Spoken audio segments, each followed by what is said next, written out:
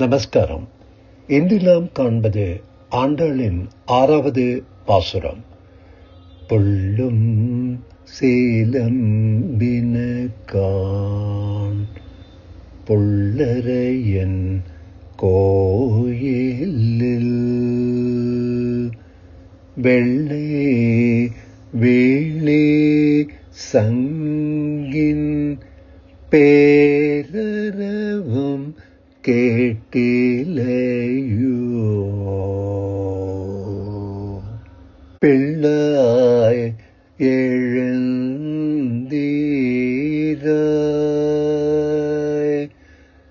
பேய்முலை நஞ்சுண்டு கள்ள சகடம் கலக்கழிய காலோச்சி வெள்ளத்தரவில்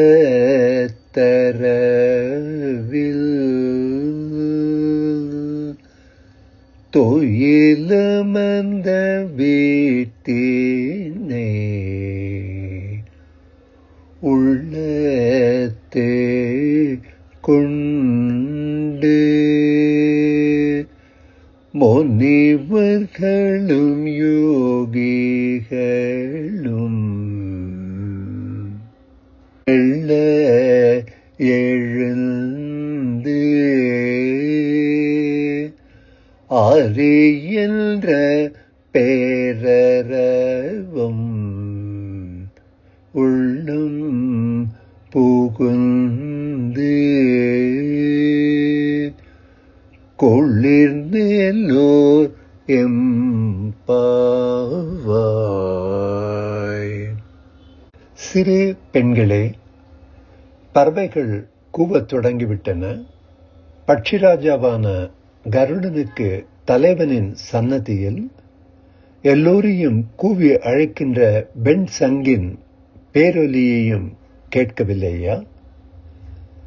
பேய் மகளான பூதனை தன்னுடைய ஸ்தானத்தில் தடவி வந்த நஞ்சை உயிரோடு பருகி கள்ளத்தனமாக அசுர ஆவேசம் பெற்று அங்கே வந்து கண்ணனை கொல்லுவதற்காக வந்த வண்டியை சிதறும்படி காலால் ஓங்கி உதைத்து திருப்பான்கடல் வெள்ளத்திலே அனந்த சயனத்தில் யோக நித்திரையில் அமர்ந்திருக்கும் விதையாகிய பகவானை உள்ளத்தில் அமர செய்து மனன சீலரான தியானம் செய்யும் தன்மையரான ரிஷிகளும் யோகாபியாசம் செய்கின்ற சீலர்களும் சாவதானமாக எழுந்திருந்து ஹரி ஹரி என்று சொல்லுகின்ற பேர் ஒலியையும் உன் உள்ளம் புகுந்து குளிர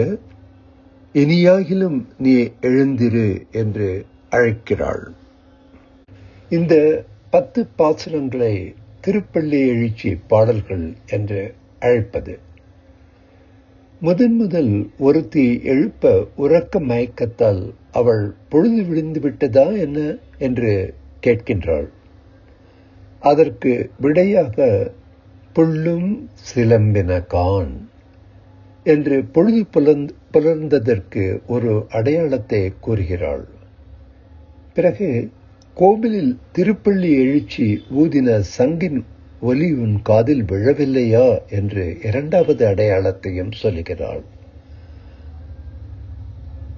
பிறகு 3வதாக முனிவர்களும் யோகிகளும் ஹரி ஹரி என்று சொல்வதால் எழுகின்ற ஒலியையும் குறிப்பிடுகின்றாள்.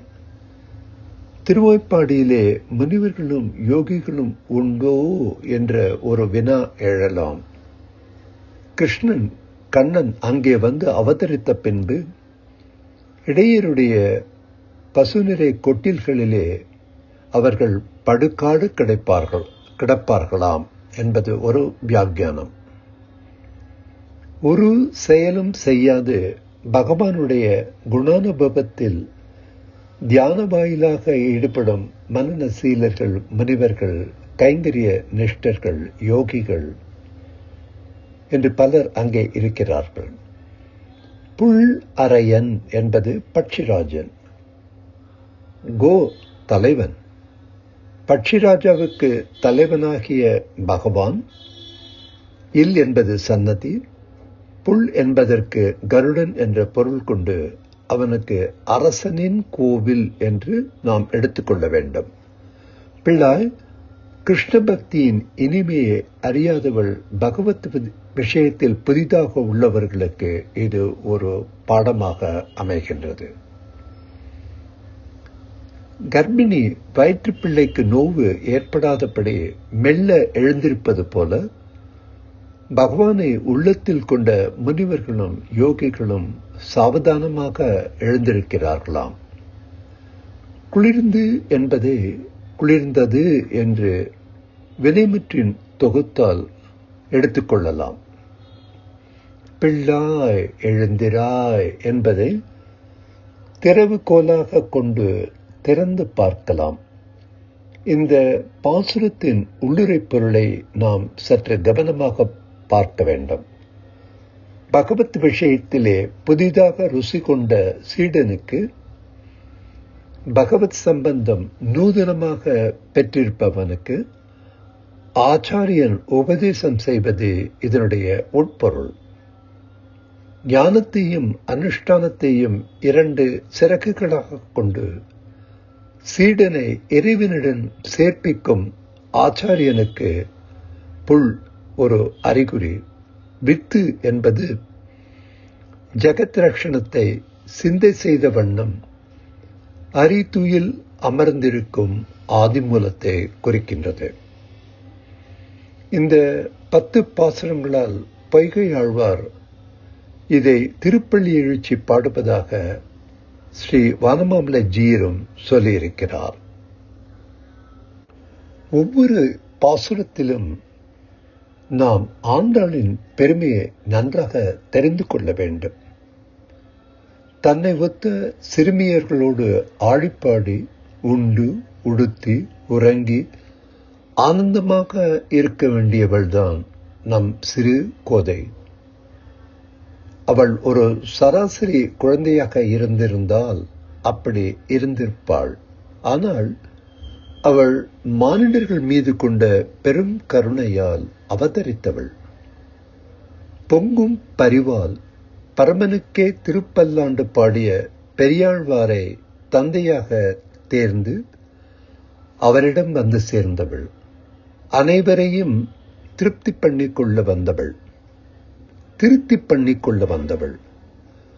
பாதங்கள் தீர்த்து பரமனடி காட்ட அவள் பாடினாள். நமக்கு தரவேண்டியவன் நாராயணனே என்பதில் உறுதியாக இருக்கிறாள்.